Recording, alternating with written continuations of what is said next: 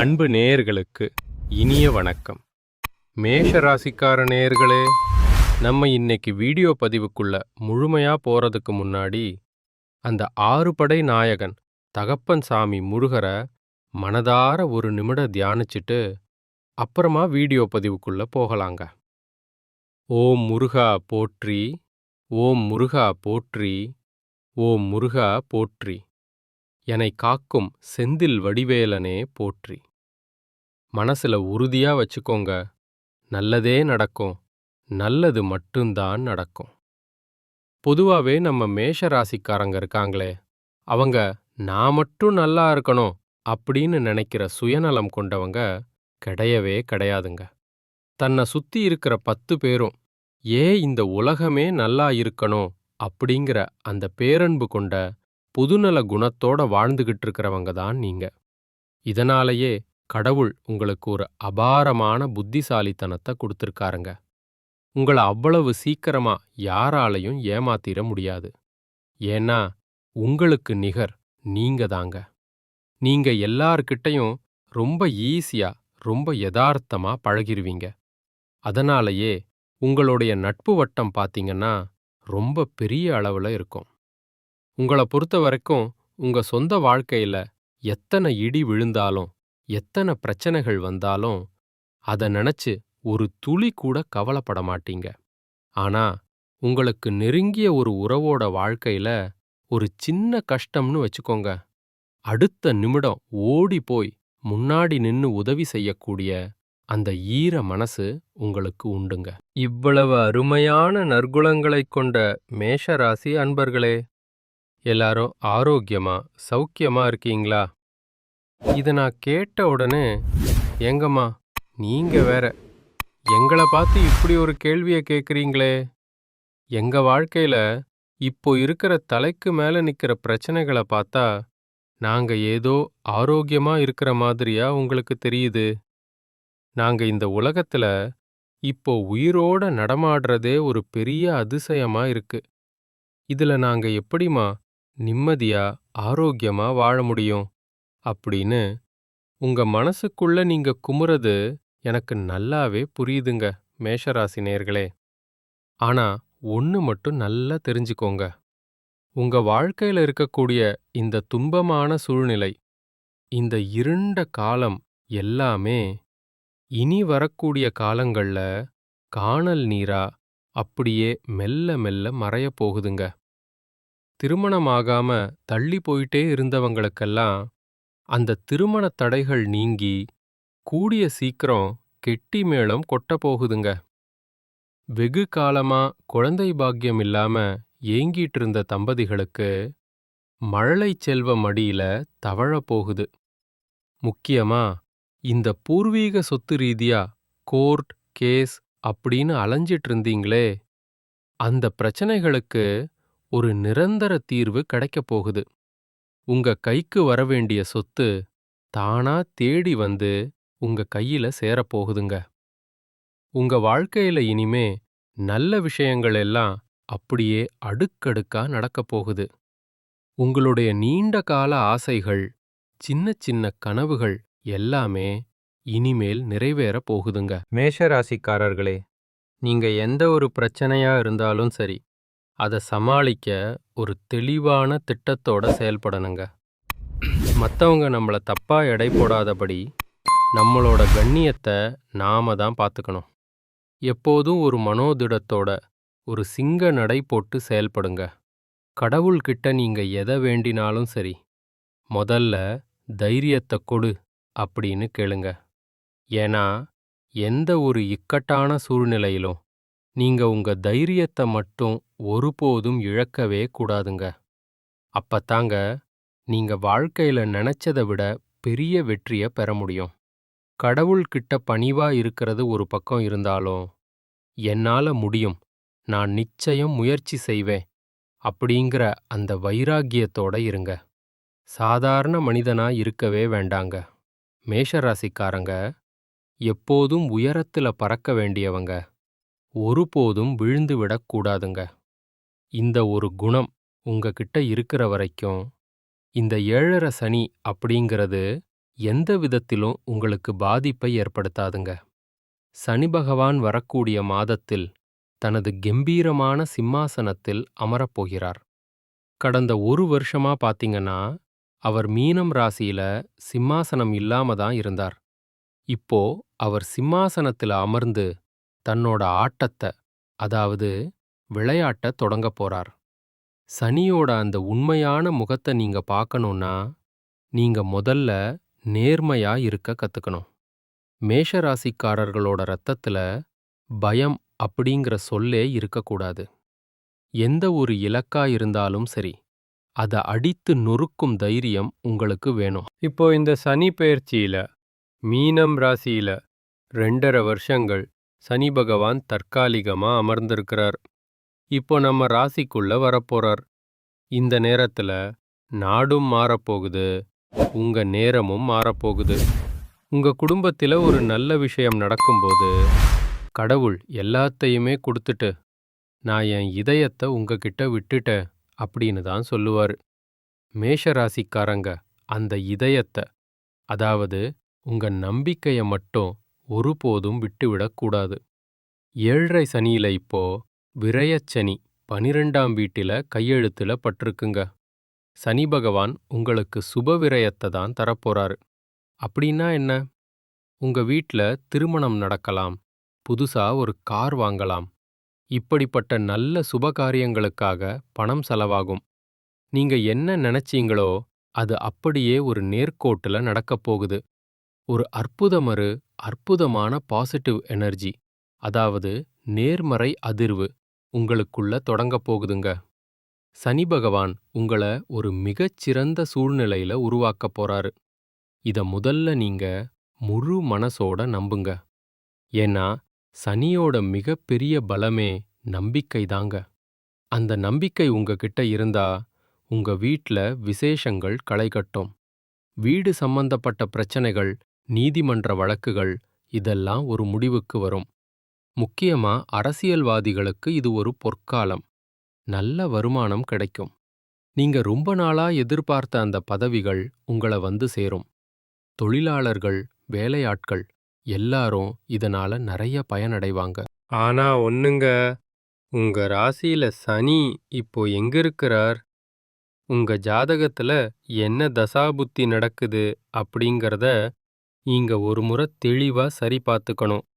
ஏன்னா சரியான நாள்ல ஒரு விஷயத்த தொடங்கினாதான் அது வெற்றியை தரும். தப்பான நேரத்துல எதையும் செஞ்சிடாதீங்க. எதிர்காலத்துல உங்க கூடவே இருக்க போறவங்களுக்காக இப்போதே திட்டமிடுங்க. அவங்களோட சேர்ந்து வியாபாரம் செய்யுங்க. தவறான நபர்கள தவறான சூழ்நிலையில சந்திக்கிறத முற்றிலுமா தவிர்த்துருங்க. உங்க கூடவே இருந்து உங்கள முன்னேத்த நினைக்கிறவங்களோட நீங்க கைகோர்த்தா இந்த நேரத்த ஒரு பொற்காலமா மாத்திக்கலாம். இது உண்மையிலேயே ஒரு அற்புதமான நேரம். அதனால வீணா வருத்தப்படவே படாதீங்க.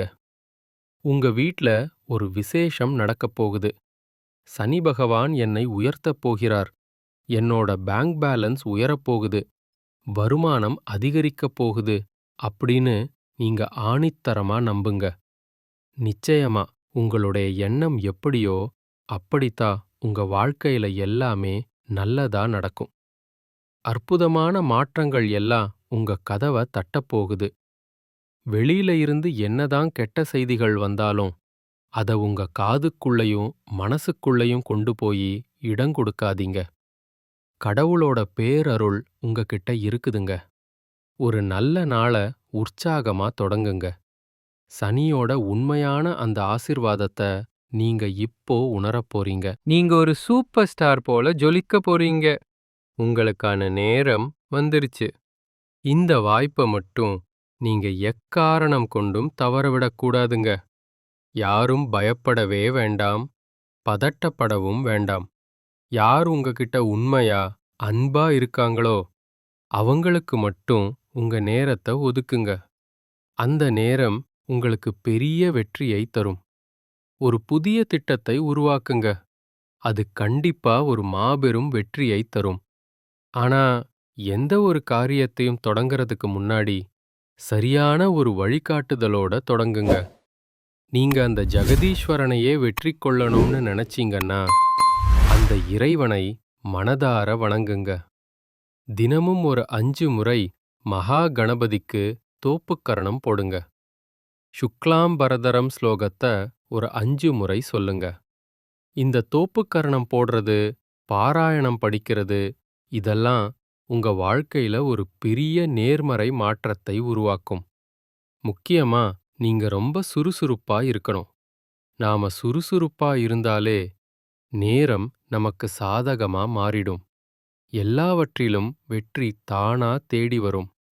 வாழ்க்கை அப்படிங்கிறது முழுக்க முழுக்க நம்பிக்கையை பத்தியதுங்க. நாம ஒருபோதும் கீழ போக மாட்டோம். இந்த நேரம் நம்மள மேல உயர்த்தப் போகுது. நாம விழணும்னு யாராவது கணக்கு போட்டா கூட நாம விழவே மாட்டோம். ஏன்னா முருகனோட அருள் உங்களுக்கு இருக்கு. நல்ல விஷயங்க உங்க வாழ்க்கையில தொடர்ச்சியா ஒரு சங்கிலி தொடர் போல நடக்கப் போகுது. உங்களுடைய வாழ்க்கையே ஒரு சொர்க்கவ வாழ்க்கையா மாறப்போகுதுங்க. உங்களுடைய ஆசைகள், கனவுகள் எல்லாமே அப்படியே ஒண்ணு விடாம நிறைவேறப் போகுது.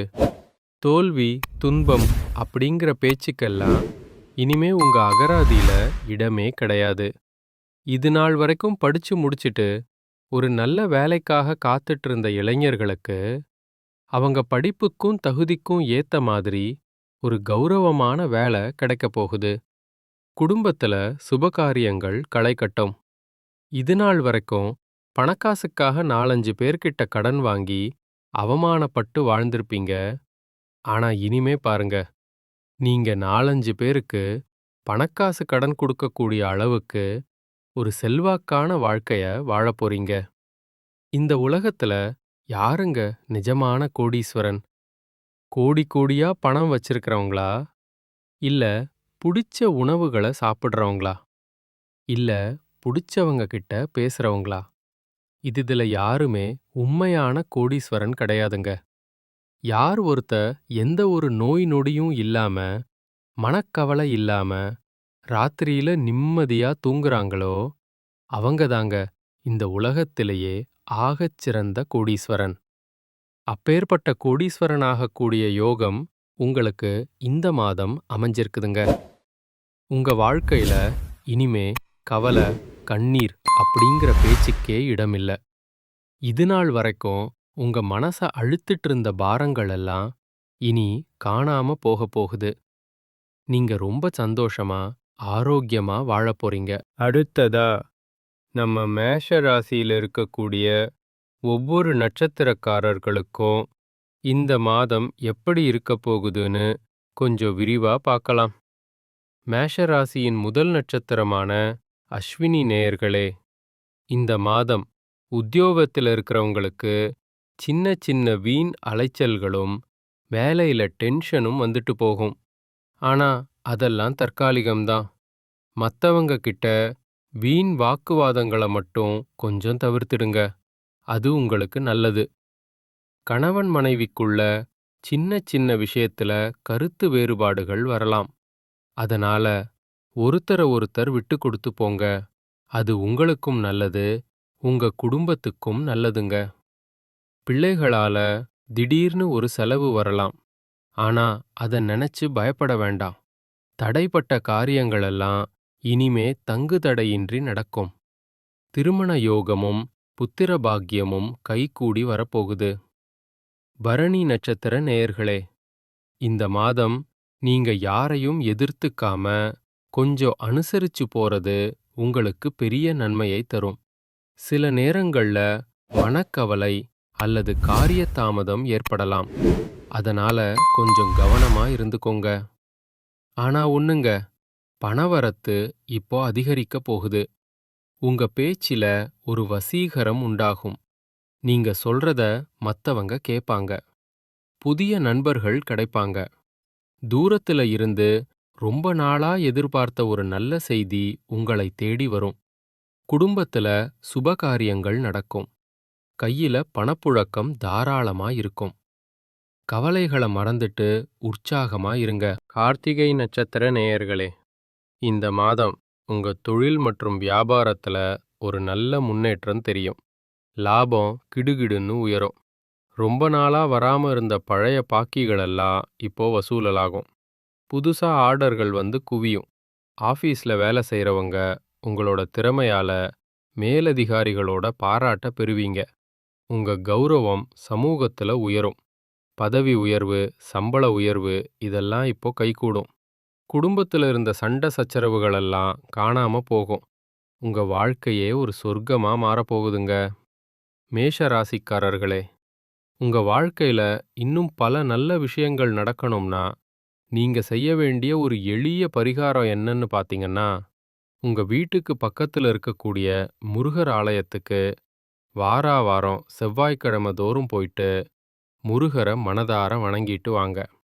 அதே போல உங்க வீட்டுக்கு பக்கத்துல இருக்கக்கூடிய வயதான முதியவர்களுக்கு உங்களால முடிஞ்ச ஒரு சின்ன உதவியை செஞ்சிட்டு வாங்க. அந்த முதியவர்களோட ஆசிர்வாதம் உங்களுக்கு கிடைச்சாலே உங்க துன்பங்கள் எல்லாம் குறைஞ்சு இன்பங்கள் ரெட்டிப்பா கிடைக்கும். மனசுல வைங்க, நல்லதே நடக்கும். நல்லது மட்டும்தான் நடக்கும். நன்றி, வணக்கம்.